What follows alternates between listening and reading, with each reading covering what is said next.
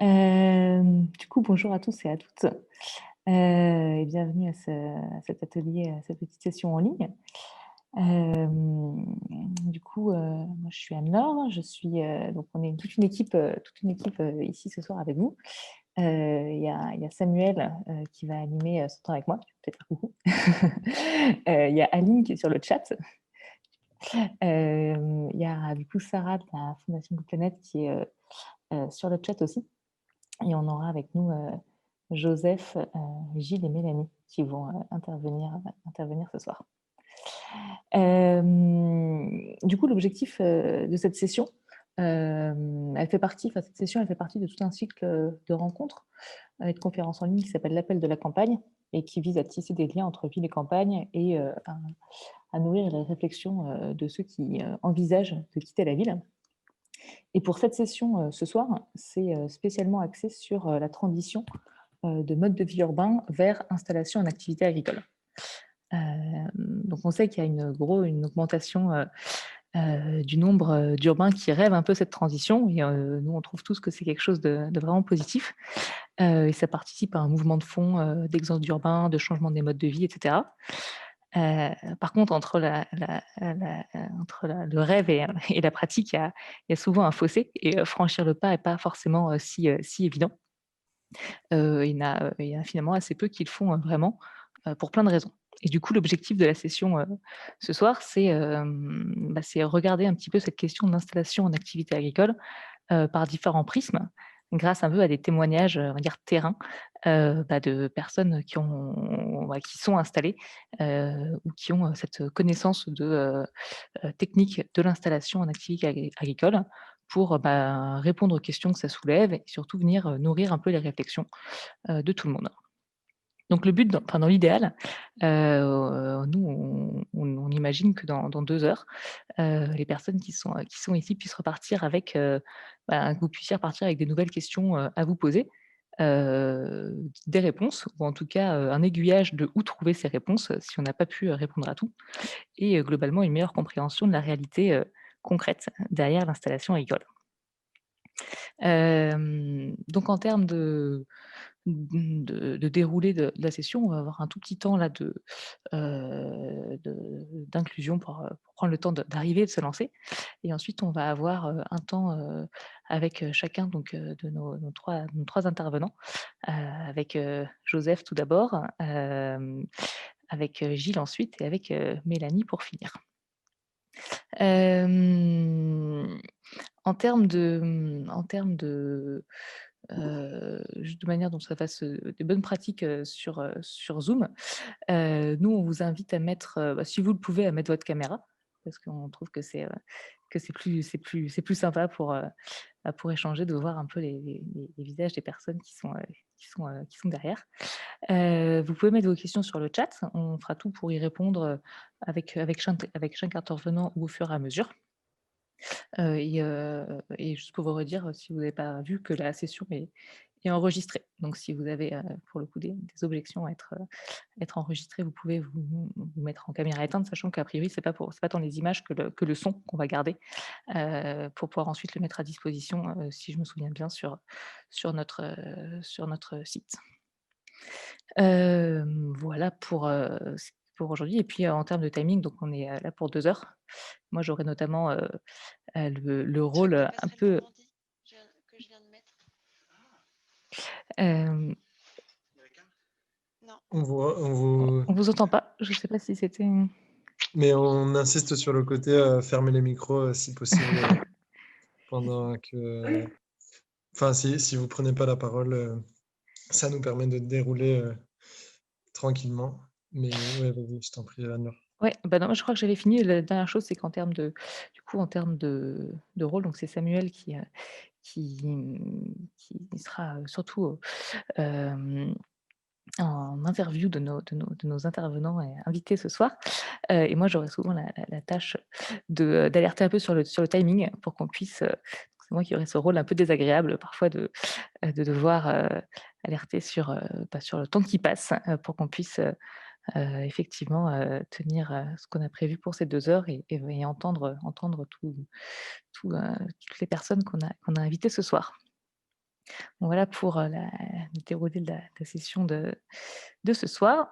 Du coup, juste avant de se lancer, comme on est pas, enfin on est pas, on avait prévu d'avoir un peu de temps pour aussi nous savoir qui est venu ce soir.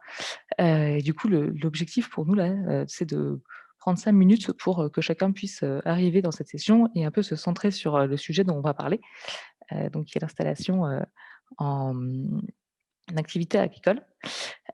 Du coup, la petite mécanique qu'on vous propose, c'est que nous, on se posait un petit peu des questions sur qui seraient les participants de ce soir, et c'est notamment de la matière un peu utile pour orienter les questions, les interventions. Et du coup, la dynamique qu'on propose, c'est que je vais à chaque fois vous faire un peu 2 propositions qui sont volontairement opposées. Et la proposition, c'est que chacun puisse se positionner en répondant sur le chat la proposition qui lui correspond le plus. Donc, de manière, c'est voilà, est-ce que je suis plutôt sel ou est-ce que je suis plutôt poivre? Donc, ce ne sera pas évidemment ces questions-là, mais du coup, on vous invitera à vous, à vous positionner là-dessus. Du coup, pour la première question qu'on voulait vous poser, à vous tous qui êtes venus participer, c'est est-ce que je suis venue à cet atelier pour chercher des réponses concrètes? Donc là, on vous invitera à taper 1 dans le chat, ou je suis venue à cet atelier pour clarifier les questions que je me pose. Questions dans le chat. Donc pour tous ceux qui sont venus à cet atelier, enfin à cette session en ligne pour chercher des réponses concrètes, on vous invite à mettre 1. Donc pour ceux qui sont venus à cet atelier pour clarifier les questions qui se posent, mettre plutôt 2. Bon, du coup, pour l'instant, on est pas mal à égalité. Si vous avez envie de compléter, enfin voilà, de mettre un chiffre et d'expliquer ou de compléter un petit peu et d'en dire un peu plus, vous pouvez aussi. Ça nous permet aussi de savoir, en tout cas pour l'instant, ça a l'air d'être assez réparti. Ah, oui, en effet, vous pouvez aussi, on n'est pas obligé de rentrer dans les cases. Donc Alexandrine qui dit qu'elle est plutôt par curiosité. Ok, donc a priori un équilibre entre ceux qui sont venus chercher des réponses concrètes et ceux qui sont plutôt venus clarifier les questions. Chouette. Du coup, deuxième question qu'on se posait. Est-ce que j'ai un projet précis d'installation en activité agricole et il me reste que à le déployer, ou j'ai un rêve d'installation et il faut d'abord le transformer en projet? Donc, du coup, la deuxième question, c'est est-ce que tout est déjà précis dans ma tête et il faut juste que je le déploie, ou alors il faut d'abord tout transformer en projet? Alors, là, j'ai l'impression que c'est un peu plus unanime. À part Valentine qui a répondu 1, donc on est plutôt sur un rêve d'installation qu'il faut d'abord transformer en projet. Très super, du coup ça tombe bien parce que c'est l'objectif, et en même temps pour ceux qui ont un projet précis, il y a aussi quelque chose qui est prévu là-dessus pour être plus sur la technique. Ok, top.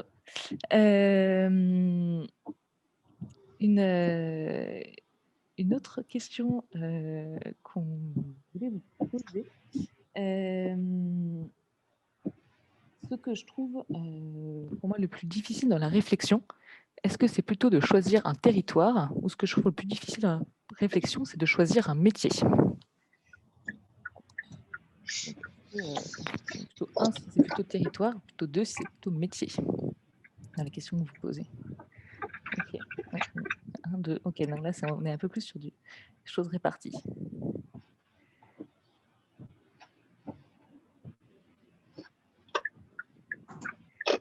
Ok. 1 et 2, 1 et 2.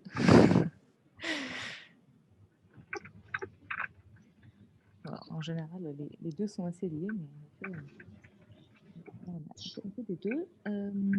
Et dernière question. Est-ce que aujourd'hui, ce dont j'ai le plus besoin pour avancer, est-ce que c'est d'un accompagnement technique pour monter un projet, ou ce dont j'ai le plus besoin pour avancer aujourd'hui, c'est plutôt un déclic pour me décider?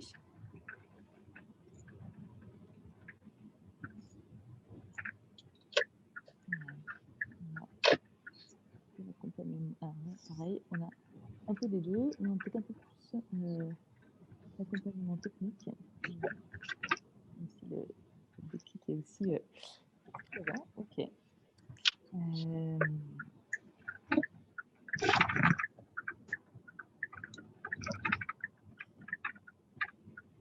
Est-ce que, Sam, j'ai vu que tu avais rajouté des questions sur le document. Est-ce que tu as envie de poser les tiennes? Je vais en poser une dernière.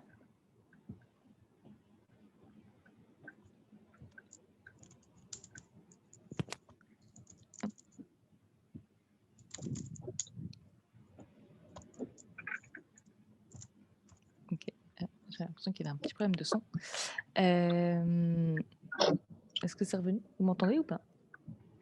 Ok. Ouais. Ok, super. En tout cas, merci pour vos réactions. Ça permet de savoir un peu plus qui est dans la salle. Ce que je vous propose maintenant, c'est qu'on passe juste un tout petit temps de présentation, parce qu'on a avec nous, du coup, cet événement, il réunit deux projets. La Fondation Good Planet et il y a Passerelle Normandie. Et pour juste contextualiser un petit peu ces deux organisations, je voulais juste d'abord passer la parole à Sarah qui, en 2 minutes, puisse nous expliquer notamment le contexte de ces cycles de rencontres. Et ensuite, du coup, à Samuel qui présentera Passerelle Normandie. Merci Anne-Laure, bonjour à tous. J'espère que vous m'entendez bien et j'espère que vous allez bien. Donc moi, effectivement, je suis Sarah Barako, je suis responsable de la programmation à la Fondation Good Planet. On est un lieu qui est basé à Paris, qui se trouve dans le bois de Boulogne, qui a ouvert en 2017 et c'est un très bel espace, 3,5 hectares, ouvert au public et gratuit pour sensibiliser à l'écologie et la solidarité. Dans ce cadre, on travaille avec beaucoup d'associations et on œuvre à créer des événements qui soient attractifs pour des gens qui sont à différents stades de leur démarche et de leur engagement écologique. Et donc, à ce titre, j'ai été en relation avec Passerelle Normandie en octobre, quand on ne savait pas encore qu'on serait reconfiné. On avait le projet de faire un événement physique chez nous le 5 décembre autour de personnes issus de milieux plutôt urbains, mais pas que, mais qui cherchaient voilà, à peut-être s'établir à la campagne et à travailler dans différents domaines. Ça m'a beaucoup parlé. Moi, je suis un peu la caution urbaine de cette initiative et on le voit à la Fondation, on a plein de gens qui se posent des questions, qui ont envie de quitter la ville, qui ont envie peut-être aussi de se reconvertir, notamment vers une activité agricole. Donc, ça m'a tout de suite plu. Et puis, confinement oblige, on a donc décidé de décliner ce projet en un cycle de conférences qui est très riche. On a fait une première rencontre virtuelle, c'est notre deuxième. On fait également des lives sur Instagram et c'est quelque chose qui va également se poursuivre en janvier. Donc, on est très content de pouvoir travailler avec Passerelle Normandie qui a bien entendu une connaissance de terrain, une expertise qu'on a moins en la matière et de pouvoir associer nos réseaux pour organiser ces temps d'échange qui, je l'espère, vous seront utiles et vous aideront à avancer dans vos projets. Super, merci.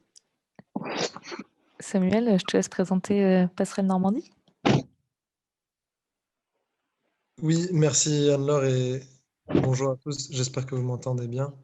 Et peut-être avant de commencer, juste un petit rappel, bien penser à vous mettre en silencieux. Si vous ne prenez pas la parole, parfois on entend des petits bruits comme si c'était des clignotants de voiture. Voilà, cette petite parenthèse refermée. Oui, nous, Passerelle Normandie, c'est né du constat que les campagnes se vidaient et il y avait des besoins, notamment agricoles. Enfin, on avait de moins en moins d'agriculteurs et du coup, ça amenait pas mal de risques en termes d'alimentation. C'est né aussi du constat qu'il y avait de moins en moins de commerces de proximité et des déserts médicaux. Donc, nous, le travail qu'on mène à Passerelle Normandie, c'est d'essayer de redynamiser les campagnes. Et donc, on outille les personnes dans leurs projets professionnels ou personnels et dans leurs projets qui consistent à quitter la ville pour s'installer en campagne. Donc, on accompagne toute personne qui ait besoin d'échanger, de comprendre ou de découvrir les conditions de cette transition. Et on travaille dans 3 thématiques qui sont la thématique de l'agriculture, les tiers-lieux et la santé. Et donc, spécifiquement sur l'agriculture, je le disais, le constat, c'est que la moitié des agriculteurs sont proches de la retraite, où la plupart des fermes partent à l'agrandissement de fermes voisines. Et donc, les solutions qu'on a identifiées, nous, c'est que les collectivités territoriales se saisissaient de plus en plus de la question alimentaire et des filières courtes apparaissaient. En plus, le territoire normand regorge de richesses et de nombreux urbains souhaitaient quitter la ville et s'installer en milieu rural et agricole, mais ce n'était pas toujours simple. Et donc, nous, la proposition de Passerelle Normandie, c'était de travailler d'abord avec un ancrage dans dans un milieu rural dynamique qui est le bocage ornais, et ouvrir l'espace pour la rencontre entre des acteurs et des ressources essentielles pour l'installation en milieu agricole. Donc, on a noué des partenariats avec des associations d'accompagnement agricole telles que Bio en Normandie ou le réseau des CIVAM normands, ou la coopérative d'activité et d'emploi Rhizome et l'association Campacity. On pourra en parler en détail après. Donc ça, c'est pour le côté partenariat avec des structures d'accompagnement agricole. Et on souhaite aussi accompagner les acteurs en les mettant en relation directement avec des agriculteurs qui souhaitent reprendre, qui souhaitent transmettre leur ferme et leurs connaissances. Et donc, voilà, nous, ça, dans l'idée, c'est approfondir la réflexion sur un projet d'installation agricole. Voilà. Je te laisse, Anne-Laure, continuer le déroulé. Merci. Merci, Sam. En tout cas, n'hésitez pas si vous avez des questions au fur et à mesure à les poser sur le chat, que ce soit voilà, sur le contenu ou les organisations. Du coup, on va commencer sans plus attendre. Du coup, pour la première, un peu la première partie de cet atelier, la première problématique nous qu'on voulait amener, c'était du coup une installation réussie en activité agricole. Ça ressemble à quoi? Ce qu'on avait envie d'explorer, c'est qu'est-ce qui a pu déclencher l'envie d'installation, quel a été le déclic, qu'est-ce qui a été facile, qu'est-ce qui s'est bien passé, c'est quoi les bonnes surprises, et qu'est-ce qui a aussi été moins facile, et c'était quoi les freins qu'il a fallu lever. Et du coup, c'est donc pour ça on a invité Joseph qui va se présenter juste après. Et pour un petit temps, pour qu'il se présente et qu'il y a une petite interview avec Samuel et qu'on puisse prendre vos questions aussi au fur et à mesure. Donc, on a prévu de faire à peu près une dizaine de minutes de présentation et interview et une dizaine de minutes de questions-réponses. Donc, on vous invite à mettre vos questions au fur et à mesure sur le chat et on prendra un temps dédié pour ça juste après. Voilà pour le contexte. Samuel, je te laisse la suite. Merci. Ouais, du coup, je répète ce que tu as dit, mais cette première partie était pensée pour parler un petit peu de l'inspiration. Donc, qu'est-ce qui a motivé les choix d'installation agricole et un petit peu donner envie avec des profils comme celui de Joseph qu'on va entendre juste après. Oui, c'est ça, donner envie de vous installer en milieu agricole. Donc, sur 10 minutes d'interview et 10 minutes de questions-réponses ensuite. Donc, n'hésitez pas à poser vos questions au fur et à mesure. Donc, Joseph, si tu m'entends, on peut... Ah, voilà. Je peux peut-être... tu peux peut-être commencer par te présenter. Donc, qui es-tu? D'où est-ce que tu viens? Quel était ton métier? Tout ça. Est-ce que tu... Eh ben, c'est parti. Alors, bonsoir à tous. J'espère que vous m'entendez bien. Et voilà, moi, c'est Joseph. Donc, voilà, j'ai 34 ans à l'heure actuelle. Et je suis originaire de Normandie, de l'Orne. Là, tout de suite, je suis à Caligny, voilà, une petite commune située en périphérie de Flers. Avant d'arriver ici, donc j'ai eu diverses expériences dans ma vie. Donc, j'ai travaillé en tant que formateur dans le paysage. J'ai travaillé aussi en tant qu'animateur encadrant en structure d'insertion, insertion par le biais du maraîchage. Et après, j'ai donc agrémenté toutes ces expériences-là avec des expériences agricoles, donc de type woofing ou stage. Voilà. Et concrètement, je ne suis pas issu du milieu agricole, mais j'ai vécu dans un secteur qui était quand même assez agricole. L'Orne, on est tout de suite assez rapidement attaché à des connaissances agricoles. Voilà. Donc, j'ai fait donc, un BTS en aménagement paysager. Et c'est une voie que je n'ai pas désiré suivre, mais qui m'a quand même beaucoup apporté. Et j'ai agrémenté ce parcours-là avec une licence pro en aménagement du territoire urbanisme, avec une sensibilité au développement de projets. Voilà. Pour avoir une approche qui soit vraiment liée au territoire. Donc, ma démarche, elle est assez simple. Je suis sensible aux problématiques environnementales depuis ma plus tendre enfance. Je suis sensible à l'état de la région que j'habite depuis le plus longtemps, c'est-à-dire l'Orne et la Normandie. J'ai beaucoup critiqué cette région en disant qu'il ne s'y passait rien. Et j'ai eu une envie de revenir sur mes pas et de me dire, bien, ça fait des années que je suis assez critique sur cet espace, et bah, pourquoi ne pas faire partie de la redynamisation du lieu, tout simplement. Ok, merci. Et du coup, quelles ont été, enfin, avec cette démarche-là, comment tu t'es lancé dans ton activité? Est-ce que tu étais seul? Est-ce que tu étais en collectif? Enfin, moi, je connais la réponse, mais je vais Yes. peut-être la...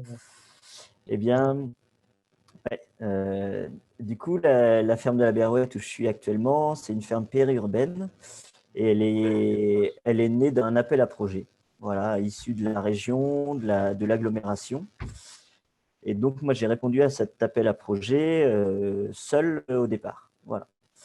Avant de répondre à cet appel à projet, j'avais déposé moi-même des projets, de nombreux projets dans de nombreuses communes, en disant, bah voilà, j'arrive sur le territoire, je suis à la recherche d'un espace.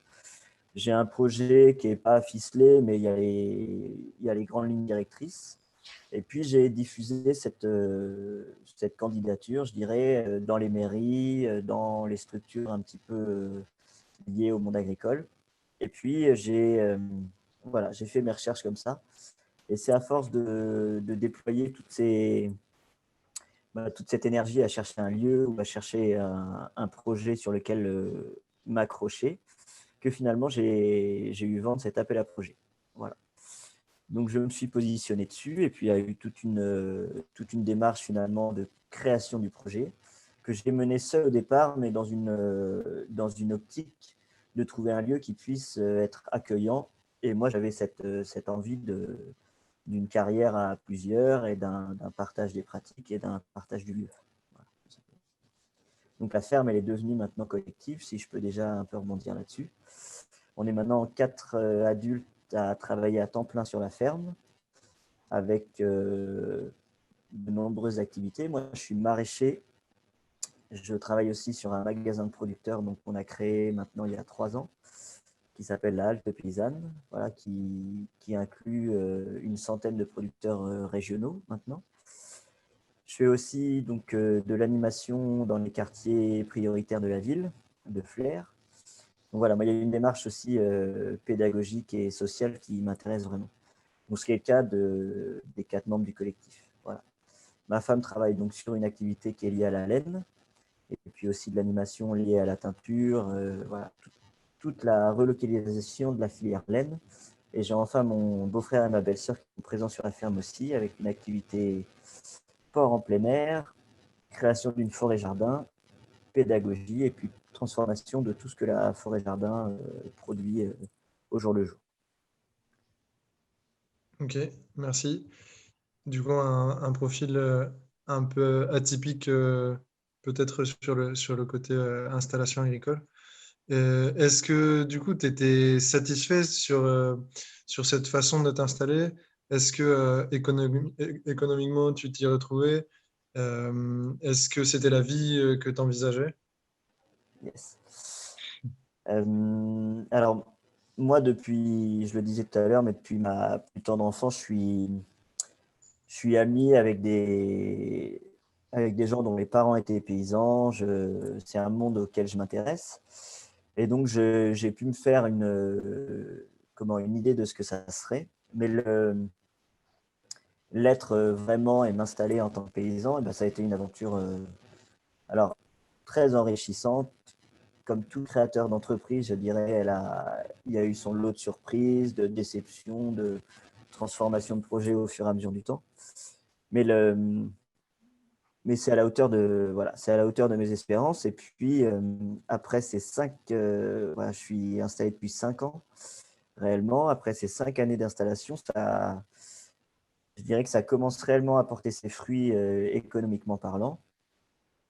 Le territoire, on commence à être, on est bien inclus dans le territoire, on commence à avoir un impact qu'on recherchait et qui est présent maintenant. Et on commence à être en capacité bah voilà, de faire ce que je fais ce soir, d'essayer de transmettre l'envie, d'essayer de transmettre bah, tous les côtés positifs de ce type d'aventure, c'est-à-dire bah, toujours l'échange, toujours la possibilité de faire évoluer son environnement positivement. Et puis, si je peux rebondir un peu sur la structure aussi, on a essayé de créer une structure qui nous ressemble. Donc, on a beaucoup travaillé là-dessus. Donc, c'est une structure collective. Il y a une association qui est présente sur la ferme et qui gère donc des terres en commun, des animaux en commun, et puis tout ce qui va être l'aspect pédagogique est traité en commun. Et sinon, on a des structures qui sont indépendantes les unes des autres sur le lieu. Donc, ça, c'était dans l'idée de chacun maîtriser son outil de travail et que la pérennité du site au total ne soit pas liée à la réussite ou à l'échec d'une des activités.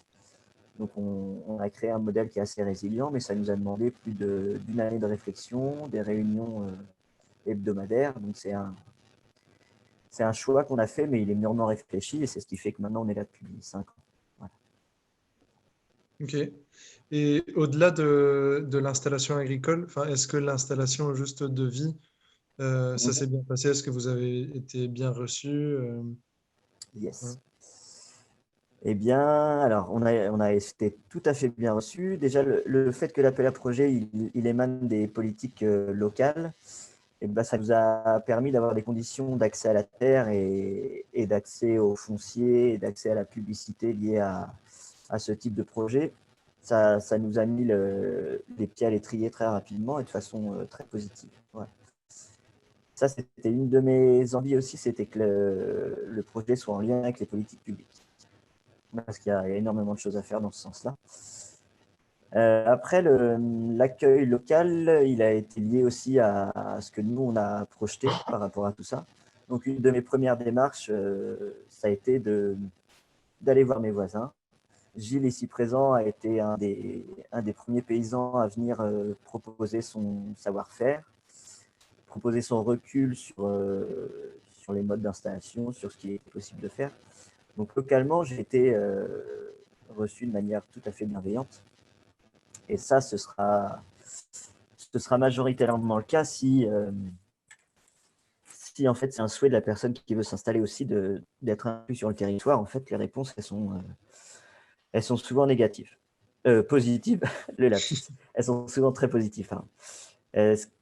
Il y a des structures aussi agricoles et paragricoles qui sont là aussi pour nous guider. Et puis bah, le CIVAM est là ce soir pour nous en parler. Donc on n'est pas seul quand on arrive sur un territoire et directement, on a une dynamique assez positive qui peut s'installer. Économiquement, je dirais que, alors ça a été, mais comme toute installation, il y a des choses qui réussissent, il y a des choses qui marchent moins bien. Il faut le prendre en considération et pas trop idéaliser l'installation agricole, qui est malgré tout une installation économique et qui doit être un outil bien maîtrisé si on veut que ce soit un outil qui soit pérenne. Voilà, clairement. Oui. Ok, merci. J'ai entendu un grand oui. Ça doit être que Merci. Ouais, c'est bien. Euh, on peut peut-être passer aux réponses, enfin aux questions-réponses. Il y avait une question, enfin il y avait deux questions qui étaient liées au foncier. Euh, Toi, c'est peut-être un peu atypique, mais ça peut en inspirer quelques-uns. Est-ce que du coup, il y a Cécile et Véro qui posaient des questions sur le foncier. Comment accéder au foncier quand on n'est pas agriculteur au départ? Mhm. Voilà. Eh bien, alors, comment accéder au foncier quand on n'est pas agriculteur? Je vais prendre mon cas, mais qui est un cas qui va, je pense, faire école et qui commence déjà à faire école localement. Les, les structures politiques, les agglomérations, les communautés de communes et les communes, elles ont une connaissance assez pointue des territoires et des paysans qui sont présents sur ce territoire et puis des terres qui sont disponibles à plus ou moins long terme.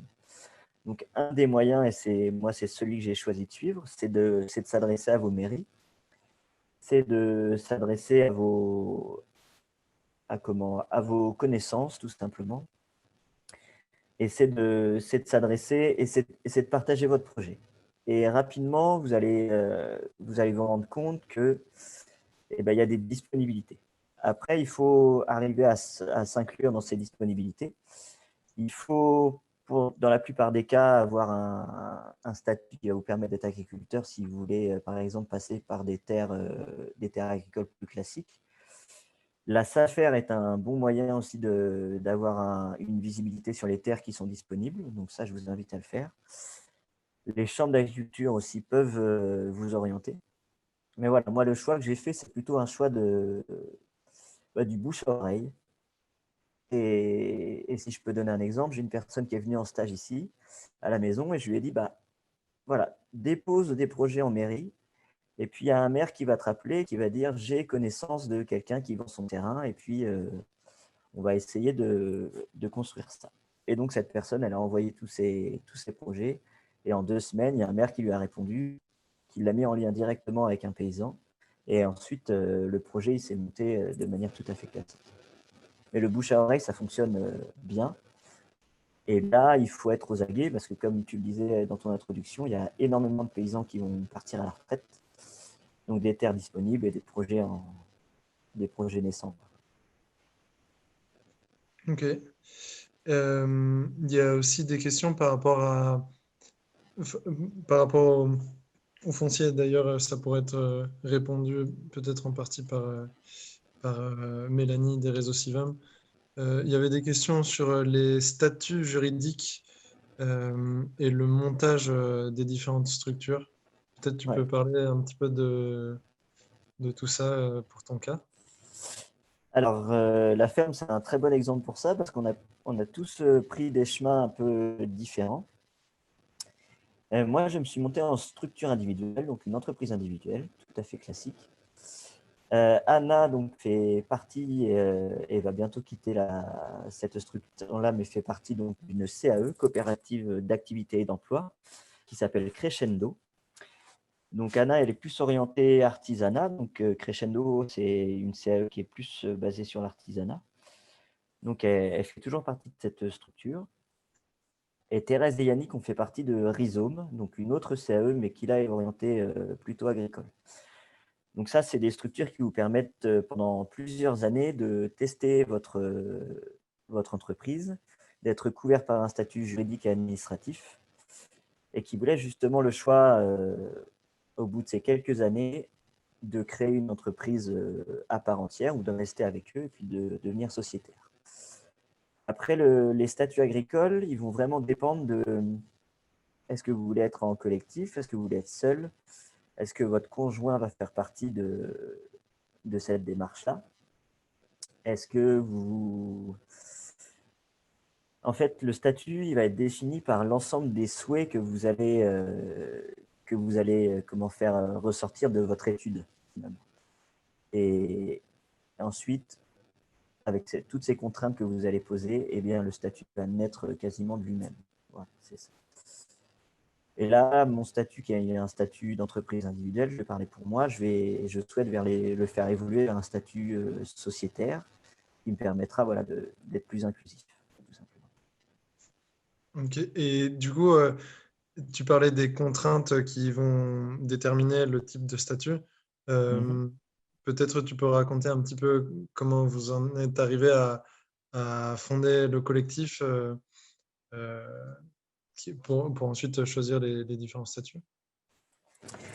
Alors, à mon arrivée, donc j'étais seul, donc l'idée s'est même pas posée, et là, ça a été une erreur de ma part. J'ai créé une entreprise individuelle, donc sans trop penser nécessairement à l'avenir et au fait que ça devienne progressivement collectif. Donc, suite à mon arrivée, il y a Anna, Thérèse, Yannick et Clélia qui sont arrivés sur la ferme. Et, et Anna, du coup, a fait une formation en entrepreneuriat social et solidaire. Et donc, elle Et a tu fait les as rencontrés comment? Pardon. Ouais. Eh bien, Thérèse, donc, qui était une amie, je l'ai rencontrée lors de mon bac, donc un bac STAE, donc sciences et techniques agricoles et de l'environnement. Donc, on a fait le bac tous les deux. Anna, qui est sa sœur, donc je la connaissais par le biais de Thérèse, et puis Yannick, donc, et le mari de Thérèse, et Clélia, la fille d'une paysanne de paysan qui était à 3-4 km d'ici et qui voulait s'installer en plantes aromatiques et médicinales. Et donc, je suis installé tout seul en entreprise individuelle, et puis tout ce petit monde arrive au fur et à mesure sur la ferme, et on se dit, on a tous travaillé dans des collectifs avant, et on se dit, bon, on connaît des collectifs, et on en connaît beaucoup qui se sont cassés la figure. Donc, comment est-ce qu'on va essayer de ne pas suivre ce chemin-là? Et la façon qu'on a eu de faire, c'est donc de prendre Anna en stage, et qui a travaillé 1 an sur les fondements du collectif. Et donc, pendant 1 an, c'est des réunions hebdomadaires où on travaille sur le collectif, sur les questions fondamentales, des questions d'ordre tout à fait intime, sur notre relation aux autres, sur notre relation à l'argent, sur notre relation au temps, sur la vie de famille qu'on imagine. Et tout ça, ça nous fait présager, par exemple, que au niveau financier, on a besoin chacun de maîtriser notre outil financier. On n'a pas la même sensibilité à l'argent. Il y en a qui vont pouvoir prendre des risques, il y en a qui vont vouloir ne pas en prendre. Il y en a qui veulent maîtriser vraiment tout l'aspect administratif. Donc, on a élaboré toutes ces questions-là. On est parti d'un outil tout simple qui est le nuage mental. On s'est posé une question de base, pourquoi on est ici? Et puis ensuite, on a fait découler tout un tas de sous-questions. Et de ces sous-questions, après, on a débattu pendant des heures et des heures. Donc, une année de réunion, et puis ça continue toujours. Et c'est ça qui permet de stabiliser les questions et puis d'orienter après les statuts. Ok. Du coup, en premier petit pas, tu dirais que c'est d'abord trouver les les bonnes personnes ou commencer à se poser les bonnes questions. Ouais, bah, je dirais les personnes, là, c'est des connaissances proches, c'est devenu la famille. Mais peu importe les personnes, surtout, moi, ce que je répète à toutes les personnes tous les gens que je croise, c'est comment vous voulez que ça se passe, vous, personnellement, comment la personne avec qui vous voulez vous installer, vous voulez que ça se passe, et comment vous êtes en capacité d'échanger et de faire le point régulièrement sur tous ces aspects-là. Ne pas se créer de questions tabous, identifier absolument tous les points sur lesquels on fait souvent l'impasse ou qu'on ne veut pas regarder. Moi, par exemple, c'est l'administratif qui pèse très lourd pour moi.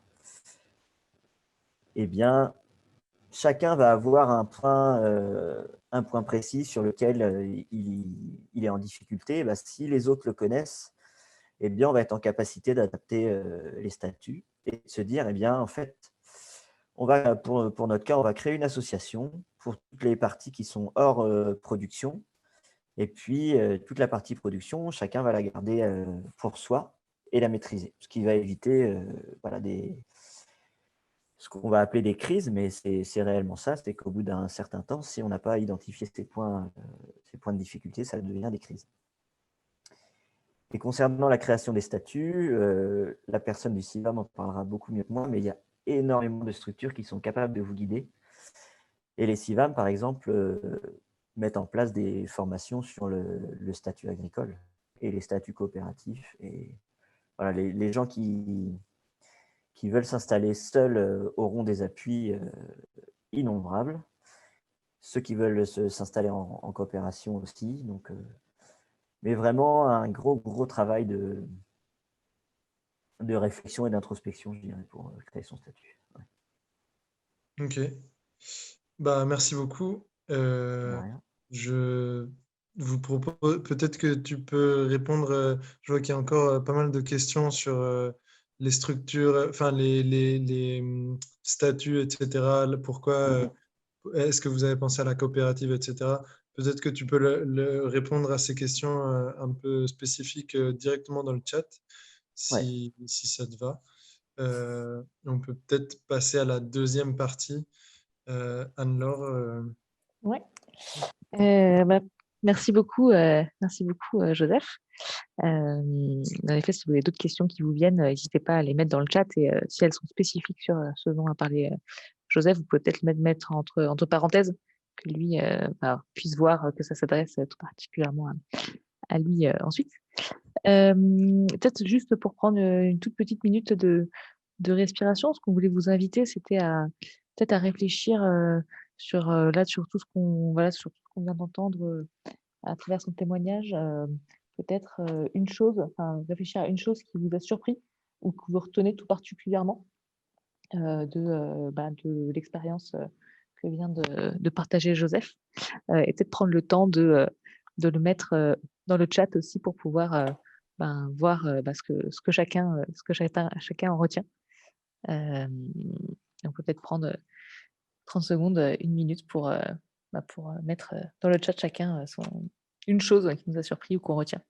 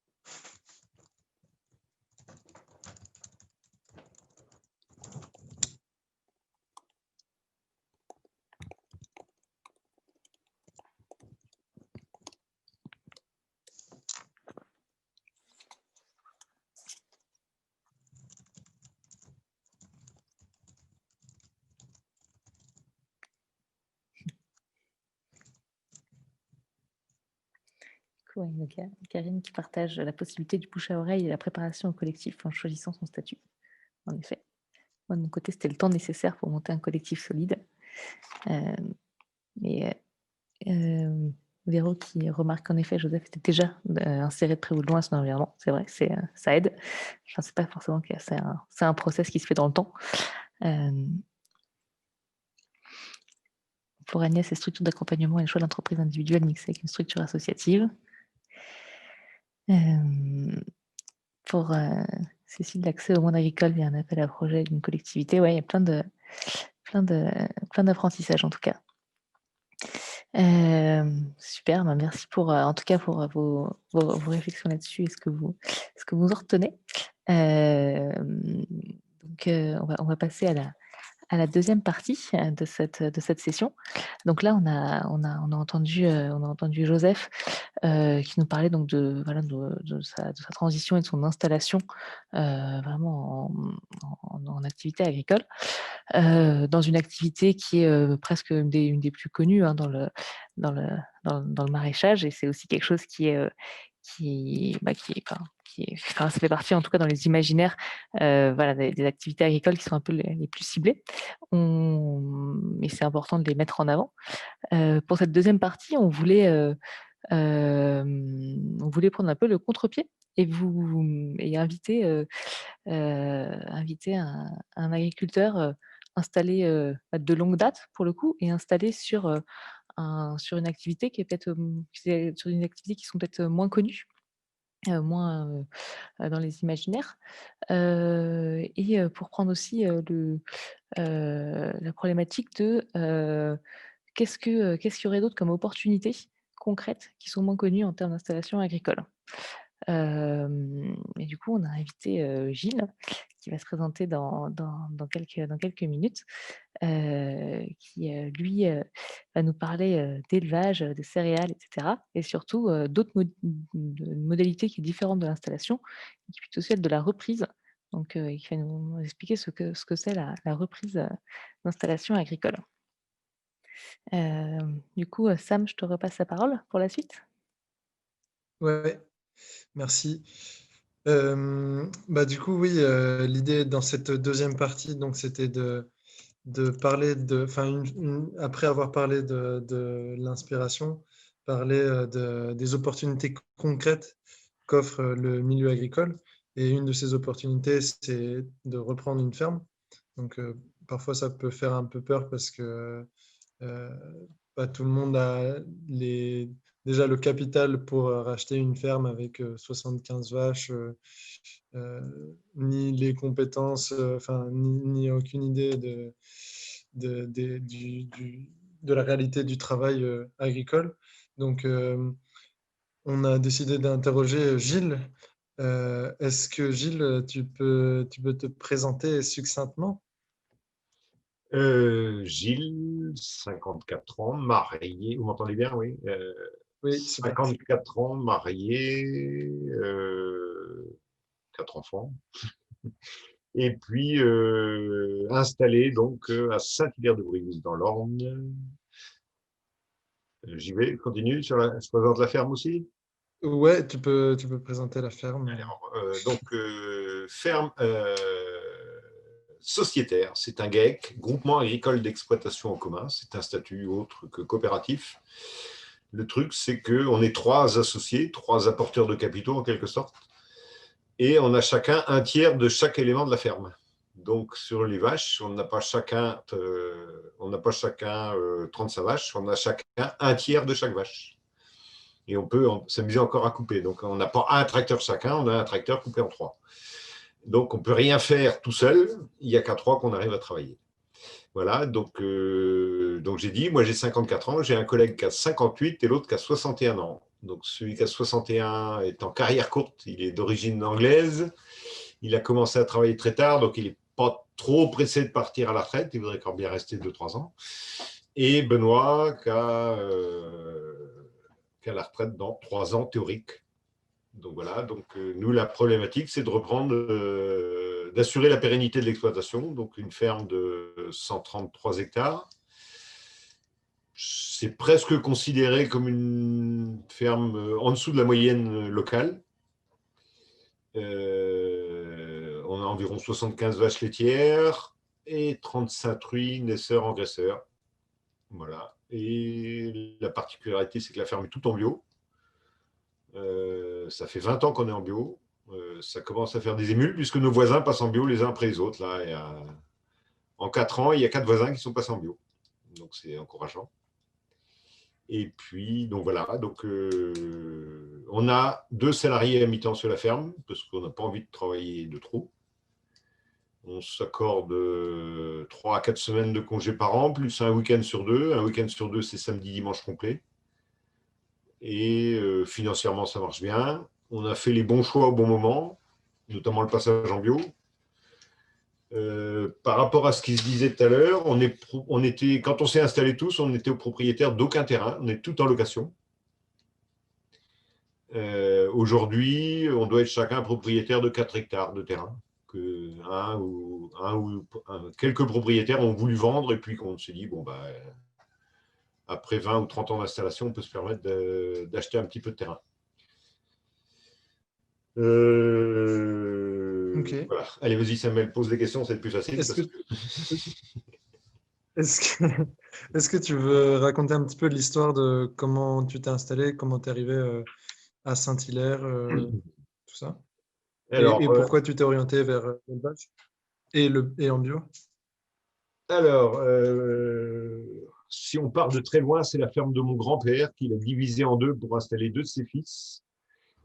Et la génération d'après, donc ces deux petits-enfants, ont regroupé la ferme en associant les parents. Donc, on s'est retrouvé en GAEC à 5 en 1990. Voilà, l'origine.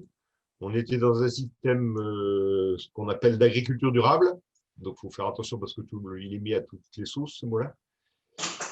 En fait, on utilisait très peu d'engrais et de produits chimiques. Et en fait, le produit de l'exploitation, la ferme, le lait et la viande de porc principalement, étaient valorisés en circuit conventionnel, quoi, classique. Alors qu'on avait des pratiques qui étaient très proches du bio. Donc, c'est pour ça qu'on a fait le choix de passer en bio en 2000. Voilà. Ok.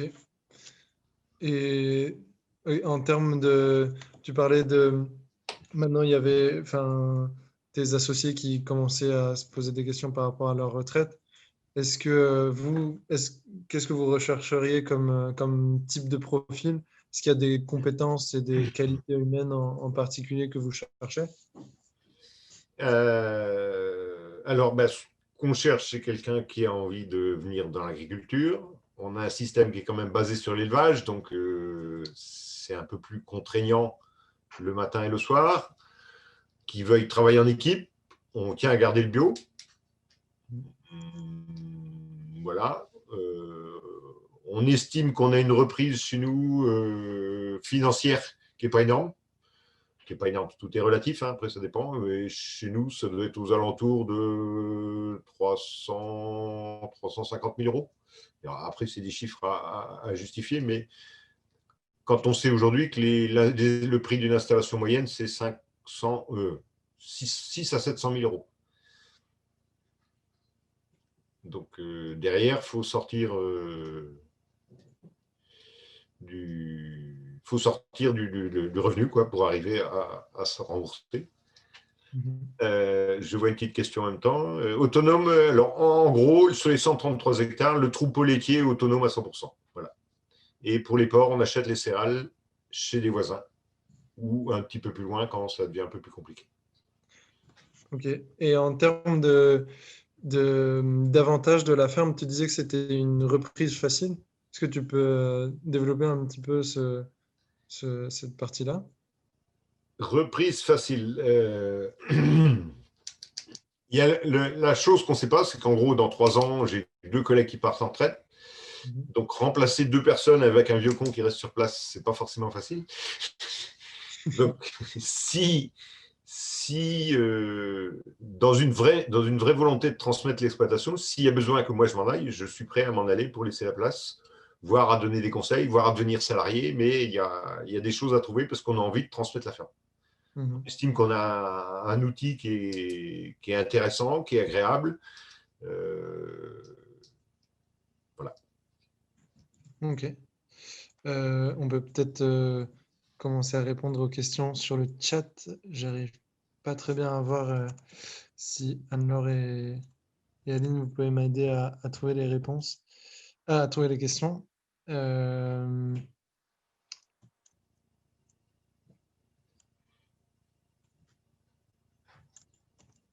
y avait Aline qui demandait… Contrat de parrainage. Ah oui, contrat de parrainage, et aussi Aline qui demandait comment tu connaissais les personnes avec qui tu travailles actuellement. Comment tu les avais connues? Alors, on va faire. Pour les personnes que je connaissais, en fait, donc c'est mon cousin, puisque c'était mon père et son frère qui avaient chacun leur ferme, et on a regroupé en installant où les deux sont installés.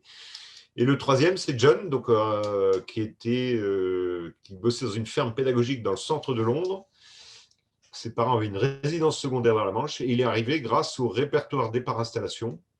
C'est géré par les chambres d'agriculture, et ça essaye, je dis bien essaye, de mettre en relation ceux qui cherchent les cédants et les repreneurs, voilà, pour des installations.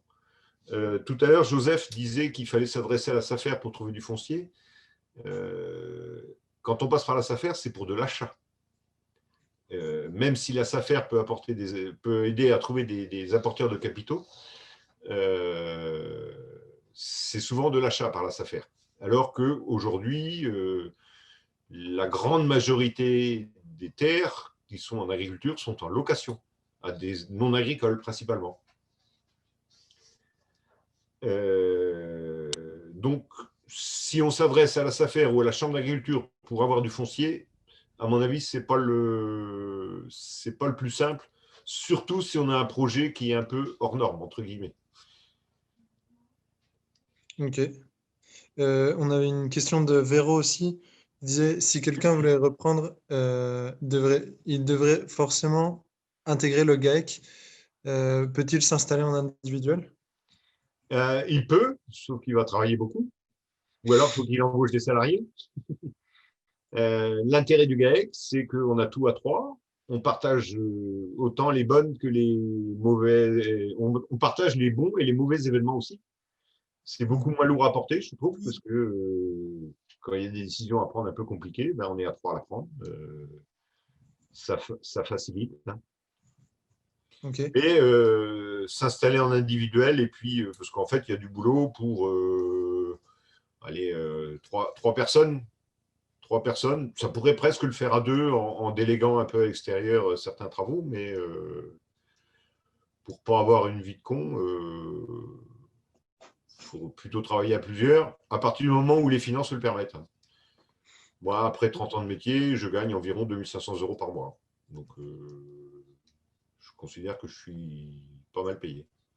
Et en termes de rythme de travail, tu dirais que c'est comment? Enfin, Eh ben, on n'est pas du tout dans le rythme qu'on entend,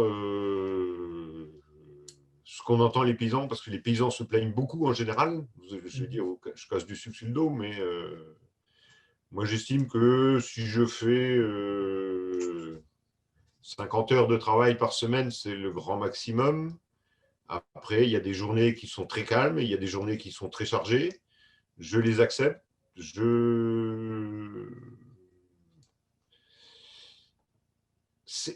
Un agriculteur est un chef d'entreprise, entre guillemets. Pour faire un comparatif que j'aime pas trop, je cotise pas MEDEF, ne vous inquiétez pas.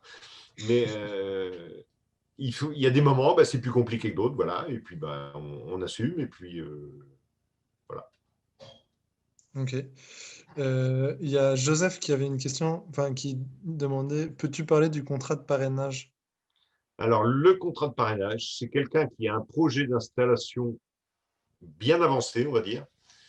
En général, voilà, c'est si quelqu'un voulait venir s'installer avec nous, ce qu'on appelle le contrat de parrainage, c'est un contrat. Le jeune est financé à la fois par l'État et le conseil régional pour payer, que je ne dise pas de bêtises. Le conseil régional finance les charges sociales et nous, par exemple, le GAEC n'aurait que le salaire à payer sans charge pour avoir un salarié, entre guillemets, à la maison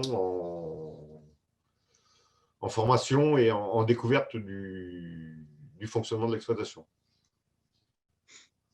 Ok, merci. Et peut-être une dernière question qui La fait question de sûrement, Cécile, pourquoi essaye? ouais, fait sûrement écho à ce que quand tu parlais de ton salaire. Elle dit le lait, ça paye. Le lait, ça paye. On a un système où on a choisi, quand je dis durabilité, c'est-à-dire qu'on n'a pas énormément de production sur la ferme. Mhm. Le fait, c'est surtout le passage en bio vraiment été le déclic, c'est-à-dire qu'on a diminué nos rendements, soit en production laitière par vache, soit à l'hectare. Donc, on a moins de produits, sauf que le prix est un petit peu plus élevé, donc ça compense. Et par contre, on a énormément diminué nos charges d'exploitation en termes de besoin de tracteurs, de consommation de fuel, de semis, d'engrais, etc. On a énormément diminué, si bien qu'à la fin, il en reste plus. Ok, d'accord. Bah, merci Contrat de beaucoup. parrainage, titulaire, diplôme. Alors, le diplôme en agriculture est nécessaire que pour avoir les aides à l'agriculture. Si vous vous installez avec un projet entre guillemets mini, il n'y a pas forcément besoin de diplôme, puisque les aides à l'agriculture sont conditionnées à un diplôme, mais derrière à des obligations de comptabilité, de suivi, de croissance et autres, qui font que les primes ou les subventions touchées peuvent être des fois pas intéressantes à prendre. Et il y avait aussi, on peut peut-être continuer à répondre un tout petit peu aux questions. Je vois que tu lis toi-même les questions, tu n'as même pas besoin de… À l'installation ou à la reprise. Ouais, il y avait une question sur l'installation à la reprise. Et Anne-Laure posait une question sur quelles sont les bonnes questions à se poser si on réfléchit à l'installation à la reprise.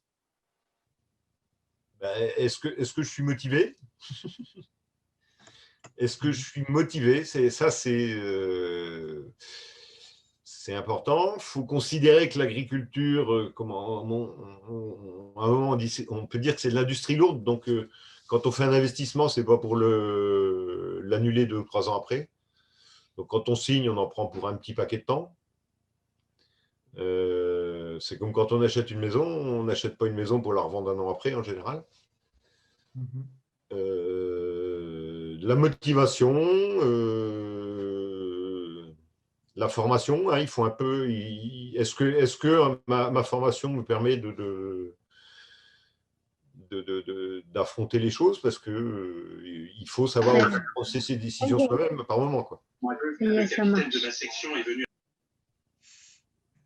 Il y a quelqu'un qui a oublié de désactiver son micro.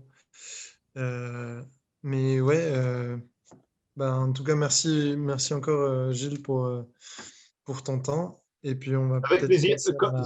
Juste quand même, hein, le foncier, c'est un frein si on s'en occupe 3 mois avant. C'est vrai que le foncier en agriculture, c'est compliqué, mais ça se gère. Les agriculteurs se font la concurrence entre eux, mais il y a des réseaux locaux qui font que aujourd'hui, il y a des solutions envisageables. Et en Normandie, par exemple, il y a 500 fermes qui vont chercher à être prises dans les 5 ans de mémoire.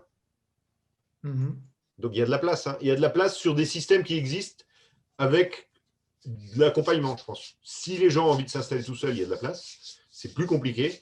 Mais aujourd'hui, s'il y en a qui veulent s'installer en groupe, société ou pas, il y a des choses il y a énormément d'offres aujourd'hui. Ok, merci pour ces précisions.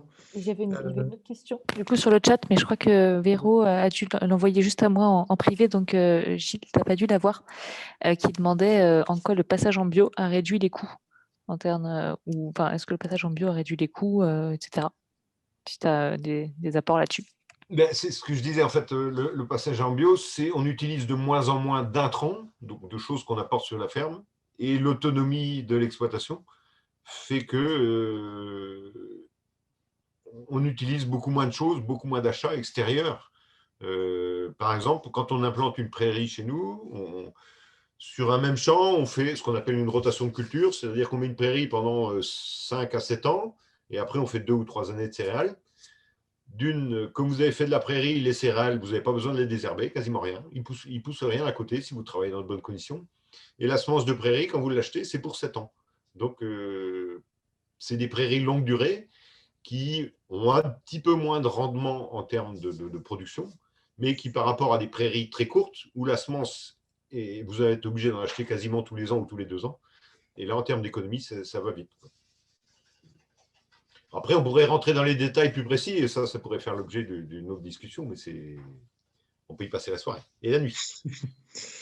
Oui, et puis généralement, ce genre de questions… Niveau 5, c'est Bac plus 5. Non, je crois que niveau 5, c'est… Niveau 4, c'est l'équivalent du bac. Niveau 3, c'est BTS. Je crois que c'est dans l'autre sens. Hein. Je ne sais pas s'il y en a qui peuvent confirmer, mais je ne suis plus trop sûr. Mais Je n'ai pas de réponse par rapport à ça. Mais peut-être que Mélanie aura les réponses. Mais en tout cas, merci Gilles pour cette partie, deuxième partie sur les fermes à reprendre. Et on pourra vous envoyer, on est en train de travailler sur une offre de service sur la ferme de Gilles le GAEC du Mont-Hardy. Si ça vous intéresse personnellement de creuser cette question-là, on pourra vous rediriger vers Gilles ou vers les bonnes structures d'accompagnement. Voilà, peut-être Anne-Laure, Ouais, super, présenter merci. la troisième partie. Ouais, peut-être juste comme tout à l'heure, avant de passer à la dernière partie, qui est la partie un peu plus technique et pratico-pratique.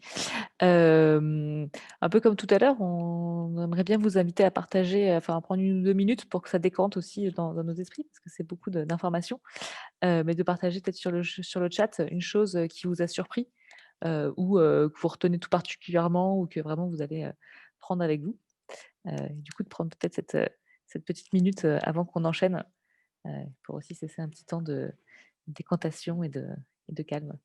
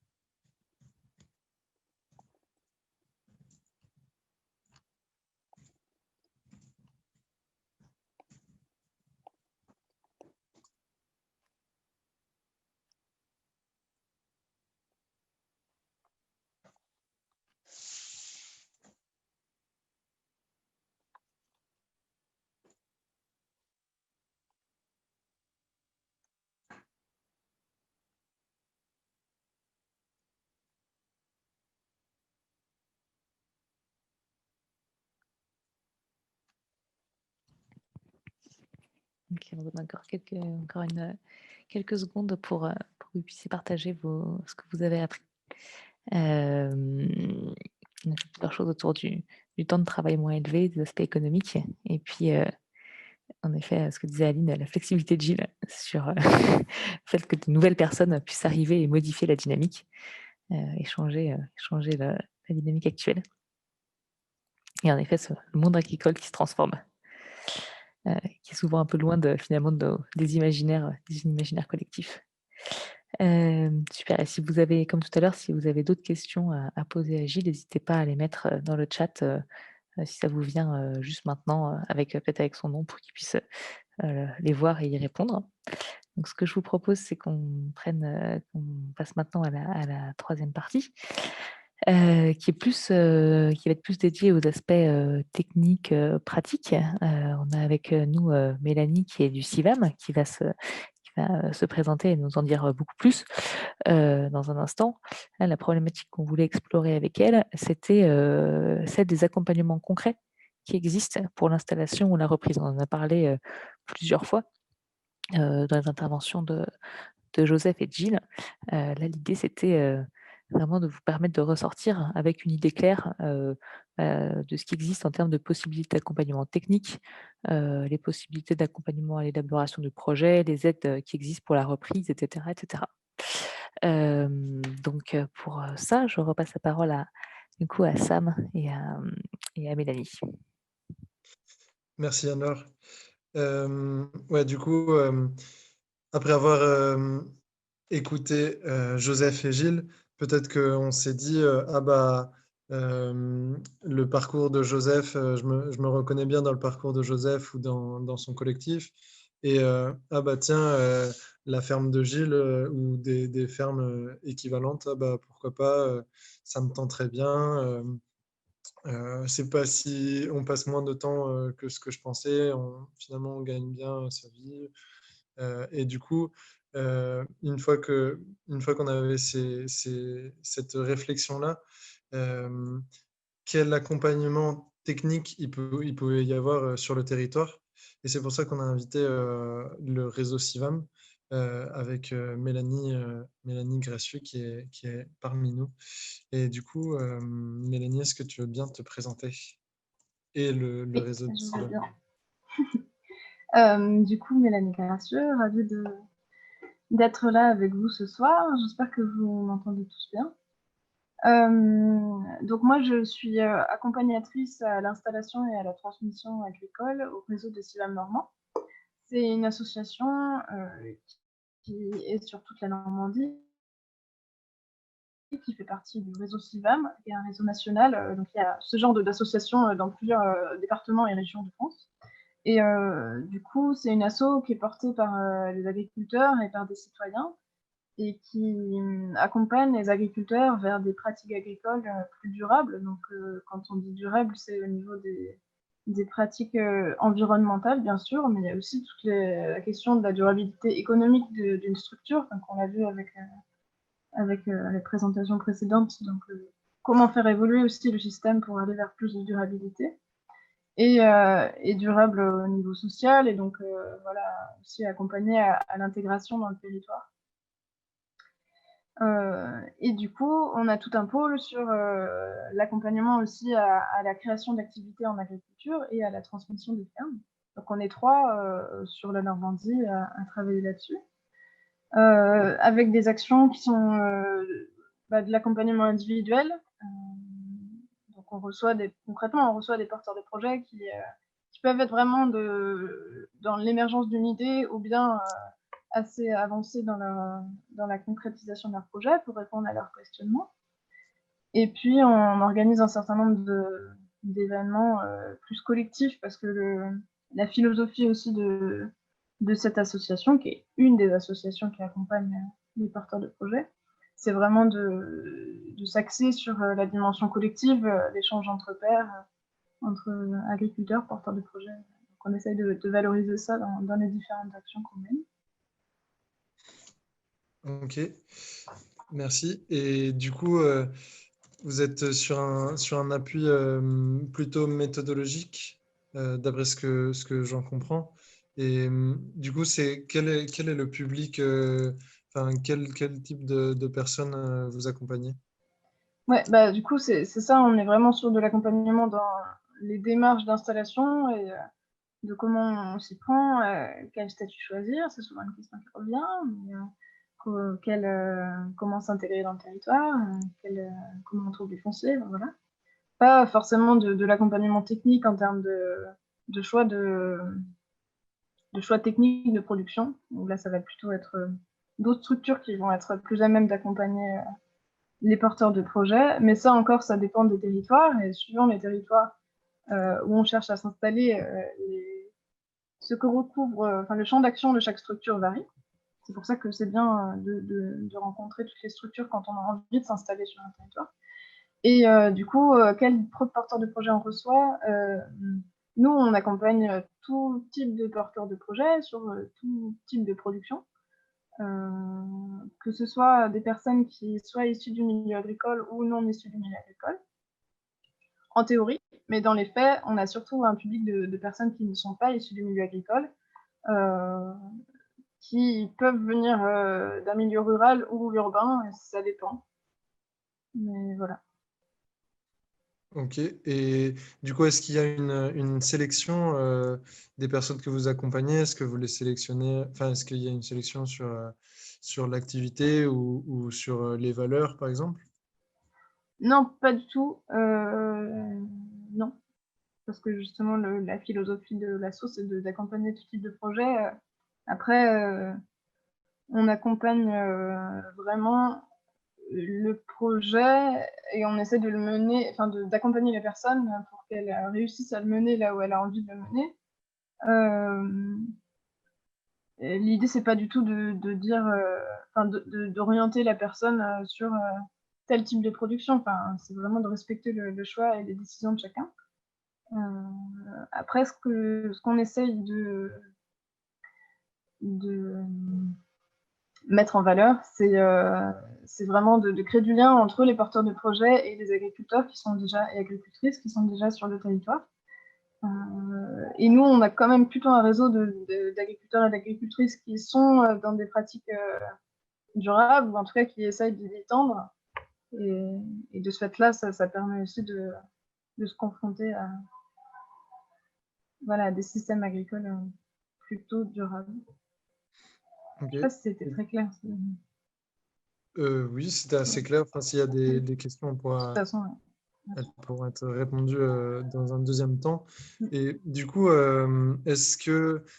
si c'est assez large, en fait, à peu près n'importe qui peut être accompagné par les réseaux CIVAM, est-ce que il y a une capacité, quelle est la capacité de suivi de ce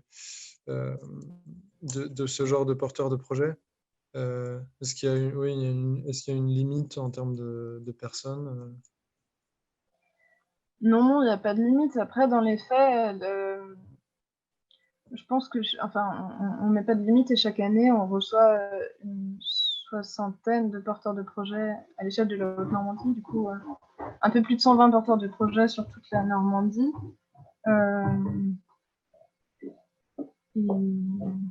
Oui, je ne sais pas si je veux dire autre chose. Après, je ne suis pas vraiment rentrée dans le détail des actions collectives qu'on propose, mais là, il y a Joseph qui en parle dans le chat. Du coup, on va organiser pas mal de formations courtes sur des thématiques liées à l'installation. Donc, pas de techniques de production, mais plutôt comment est-ce qu'on monte un projet collectif, ou quel statut choisir pour mon projet, la compta gestion, ce genre de thématiques. On organise aussi régulièrement ce qu'on appelle des cafés installations, qui sont des moments un peu informels pour échanger entre porteurs de projets et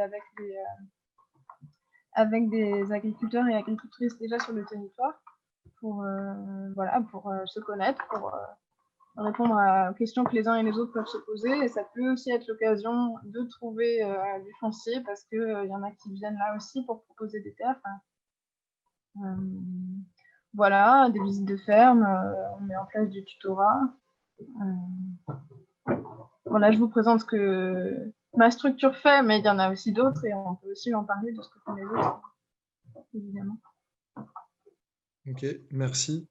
Et sur les... imaginons qu'on a identifié... on a identifié qu'on avait l'envie de s'installer en milieu agricole. Quelles sont les prochaines étapes? Comment on choisit le type d'action sur lequel vous pourrez être en accompagnement? Avec qui on parle? Quel est l'interlocuteur? Quelles sont les prochaines étapes une fois qu'on a identifié cette envie-là? Je pense que si on a identifié l'envie et si on a identifié le territoire, alors ça vaut quand même vraiment le coup de faire le tour des structures en fait qui sont autour du milieu agricole et qui peuvent accompagner les porteurs de projets. Donc ça va être nous les CIVAM, ça va être la Chambre d'agriculture du en Normandie, je cite celles qui sont en Normandie, et d'autres. De rencontrer, aussi d'aller sur le terrain, en fait, de rencontrer des fermes, pour confronter un peu l'idée qu'on se fait de notre projet aux réalités du terrain. Et puis mûrir le projet aussi avec ceux qui se sont déjà lancés pour échanger sur ces problématiques. Et puis après, voilà, en fonction des rencontres que les personnes peuvent faire avec nos structures, on accompagne aussi suivant les questionnements que peuvent se poser les personnes, plutôt sur la thématique du foncier ou de l'intégration au territoire, parce qu'ils ne sont pas originaires de là, ou vers quelle formation les orienter suivant leurs besoins. Ok. Ça dépend de chaque projet. Ok, merci. Il y a une question sur un petit peu le succès, si je peux me permettre. Cécile demande sur les 120 projets, combien aboutissent? Et il y a aussi une question sur les freins que vous identifiez à l'installation. C'est peut-être deux questions qui sont liées.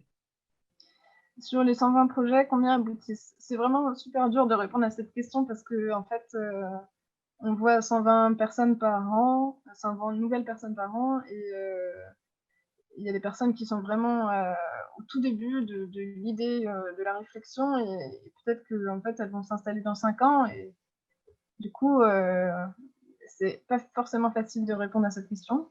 Il y en a qui s'installent 2 mois après, et il y en a qui abandonnent et qui en fait reprennent leur projet. Donc on essaye en ce moment de justement faire des stats sur ceux qui viennent nous voir, combien s'installent, mais pour l'instant, j'ai pas le chiffre à vous donner. Ok. Et puis par il y a rapport beaucoup de projets qui se transforment aussi au fur et à mesure. Et sur les freins,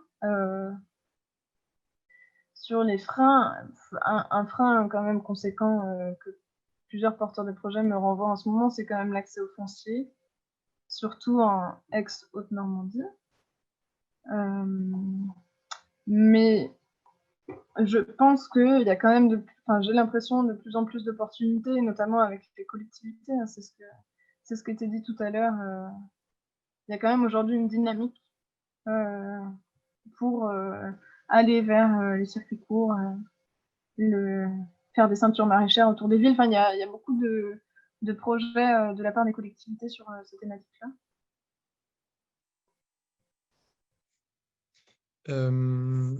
Il y a aussi une question de Gilles sur le choix du territoire.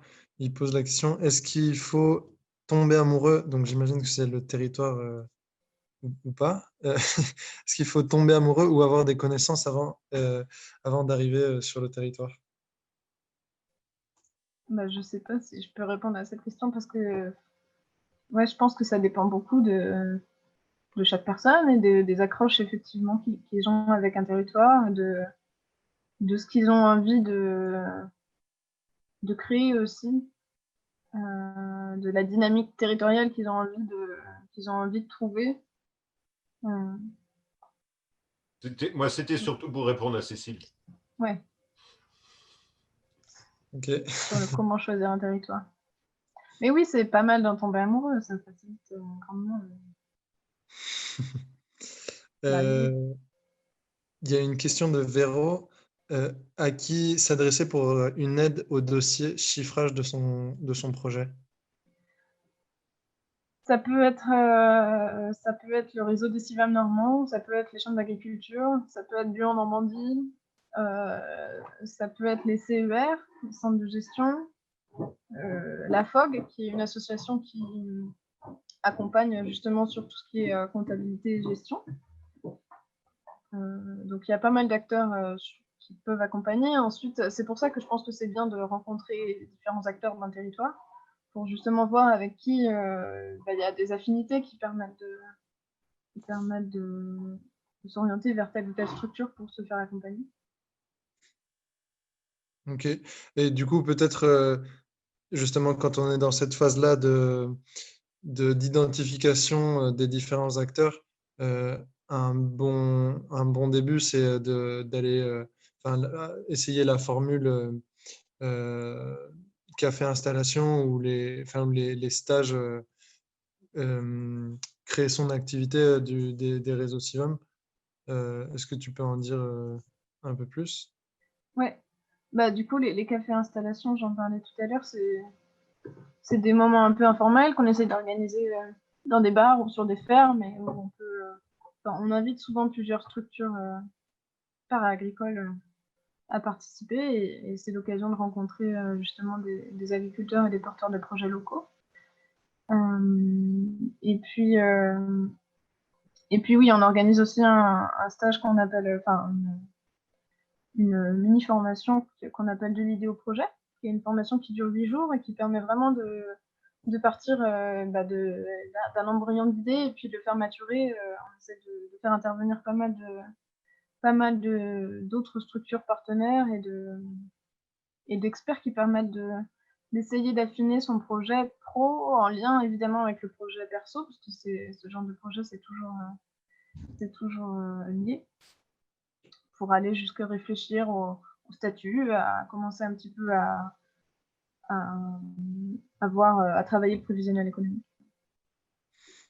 Et du coup, pour avoir l'info, enfin, est-ce qu'il faut aller toquer, enfin, téléphoner au réseau CIVAM enfin, comment ça se fait généralement? Bah, comme vous voulez, vous pouvez nous téléphoner ou après on met les infos sur notre site internet, sur notre page Facebook et ça peut aussi se faire par mail ou par téléphone ou par contact direct. Ok. Et combien tu dirais que c'est à peu près le temps de maturité du projet? Enfin, j'imagine que ça dépend vraiment en fonction des gens, mais est-ce que tu as une moyenne de ce temps-là de maturation?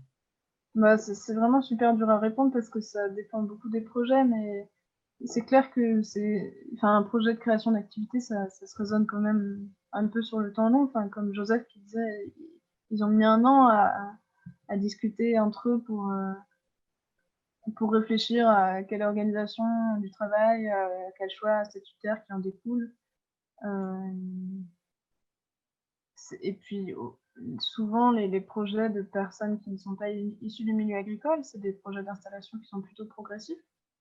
Et du coup, ouais, je sais pas s'il faut que je m'avance sur un chiffre, mais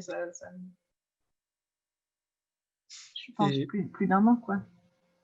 ok, et par exemple, si c'est plus d'un an, est-ce qu'il y a un coût ou enfin, vous, c'est financé comment cet accompagnement-là? Ah, ok, ouais. Bah, nous, on fait toujours un premier rendez-vous qui est gratuit, qui est financé par la région, tout comme les autres structures que j'ai un peu citées tout à l'heure. Et puis après, et la plupart des actions qu'on propose, comme les cafés installations, les visites de ferme, c'est gratuit aussi.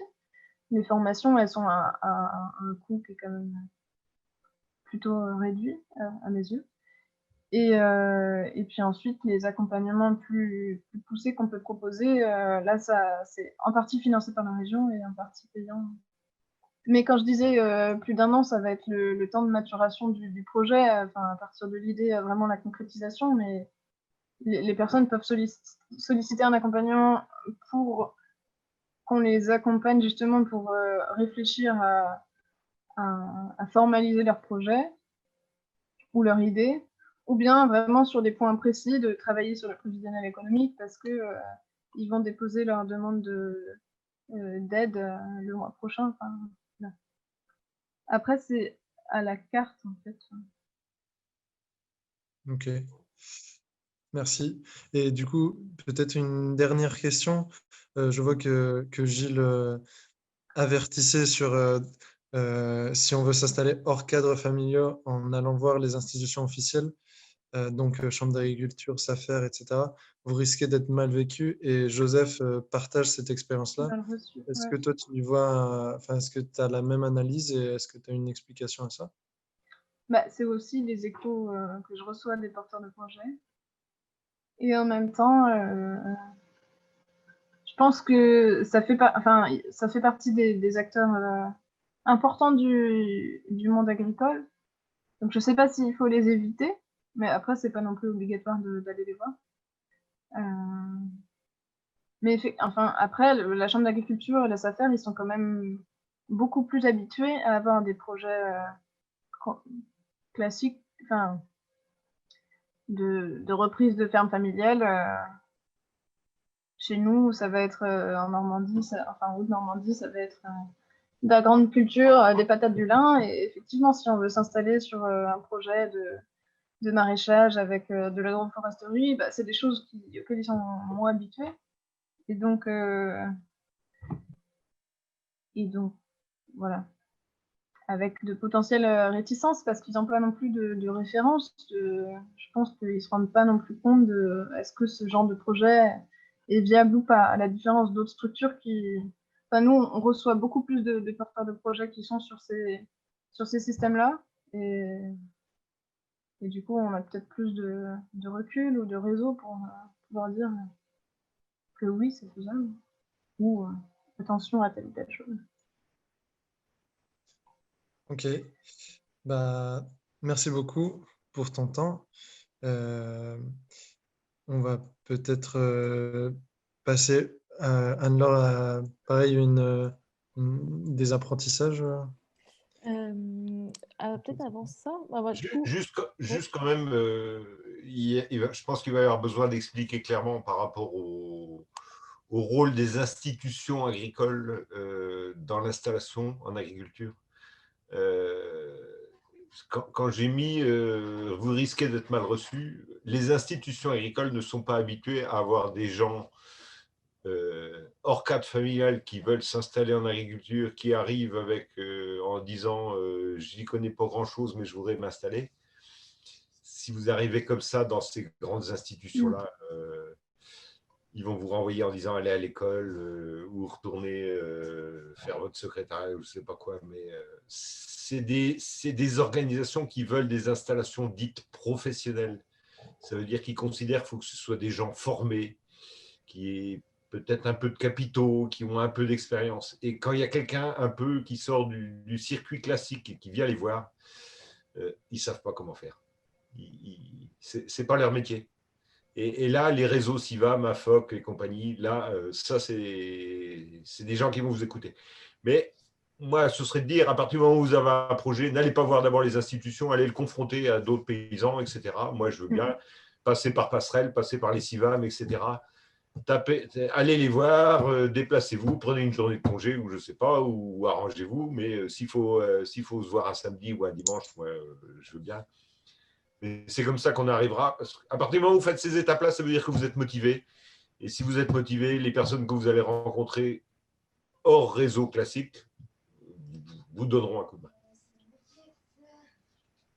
Voilà. Merci Gilles. Et merci pour la clarification. Et je pense que c'est ça aussi l'objectif de Passerelle, c'est de justement mettre en relation des potentiels porteurs de projets avec quelqu'un comme Gilles qui va vous donner ce genre de conseils qui sont extrêmement riches. Voilà.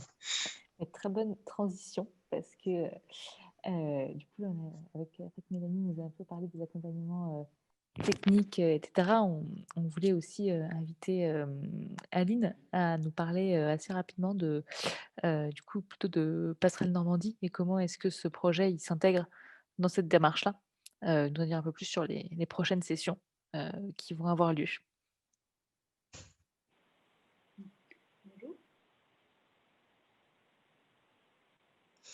On ne t'entend pas, Aline. C'est bon, vous m'entendez? Oui. Vous m'entendez? J'avais fait un double mute. Du coup, je m'appelle Aline, je suis coordinatrice du projet Passerelle Normandie.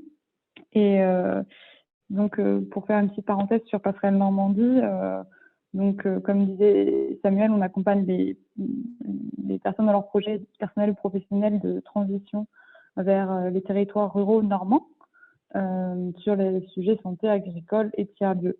Et en fait, on fonctionne en cycle de rencontres. Donc, on a d'abord filmé différents porteurs. On a filmé 4 pour montrer qu'il y avait d'autres personnes qui l'avaient fait. On a filmé une personne qui s'est installée pour faire du fromage, quelqu'un qui fait de la transformation, un maraîcher et un paysan brasseur. Et en fait, dans ces vidéos-là qu'on pouvait retrouver en fait sur le site, ils nous parlent un peu de leur parcours, de ce qui a été compliqué, un peu comme ce soir, mais sous un format en fait vidéo. Après, on a organisé des rencontres en ville à Caen et à Rouen pour échanger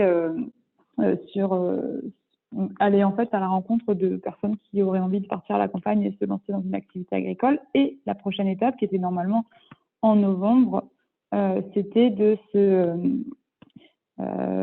d'organiser des sessions d'accueil à la campagne. Donc cette année dans l'Orne, dans un lieu qui s'appelle le Co-living Capitane. Et en fait, l'idée c'était de permettre à une dizaine de participants de venir sur 3 jours pour continuer en fait ces échanges, parce que là on est sur des formats assez courts, vous avez peut-être des questions aussi très spécifiques sur vos différents projets, et d'aller voir aussi, c'est important, comme le disait Gilles, différentes fermes ou personnes sur le territoire. Et donc ces journées-là, en fait, elles sont financées dans le cadre du projet. Il y aurait juste le transport à prendre en charge. Et c'est vraiment pour des personnes, c'est difficile d'avoir en tête quels sont tous vos profils, mais qui sont au stade d'idée et qui auront envie de pousser en fait leur réflexion. Et faut le voir un peu comme une opportunité de poursuivre en fait votre démarche en allant sur un territoire, même si votre projet il n'a pas de terrain d'atterrissage pour l'instant, ça se trouve c'est pas forcément dans l'Orne, ça permet toujours de continuer son petit bout de chemin, de pouvoir échanger et d'aller sur le terrain. Et donc là, les prochaines dates des sessions d'agriculture, c'est du 14 au 17 janvier. Et donc, on va poster bientôt des formulaires pour que vous puissiez vous inscrire. Et voilà, donc après, si vous avez des questions, on a un mail passerelle.normandie@gmail.com. Mais voilà, donc si ça vous intéresse, n'hésitez pas à nous poser des questions parce que je pense que c'est une bonne opportunité de poursuivre son idée. Voilà. Merci Aline. Du coup, là aussi, si vous avez des questions, vous pouvez encore les poser évidemment dans le chat, on y répondra dans les minutes qui viennent. Et sinon, on arrive à la fin de cette session. Pour clôturer, déjà un grand merci du coup à Sarah et à la Fondation Good Planet qui ont organisé et coordonné cette session, et du coup à Joseph, Gilles et Mélanie pour leur disponibilité et leur agilité sur le chat pour répondre à toutes les questions et à leur témoignage hyper riche. Ce qu'on vous invite peut-être à faire juste avant de vous déconnecter, c'est un peu comme tout à l'heure, n'hésitez pas à partager sur le chat une chose que vous retenez ou avec laquelle vous repartez de cette session. Pour nous aussi, c'est assez riche de savoir ce que ça crée chez les participants et pour nous inspirer pour la suite. Donc, n'hésitez pas à partager ça sur le chat juste avant de vous déconnecter et de copier les différents liens, et notamment l'adresse email de Passerelle Normandie, si vous voulez nous contacter. Donc, ouais, plusieurs choses sur, en tout cas, le temps qu'il faut pour mûrir un projet. Il faut passer par les institutions traditionnelles et en effet de venir dans les fermes et se confronter directement au terrain. En tout cas, merci à tous et toutes.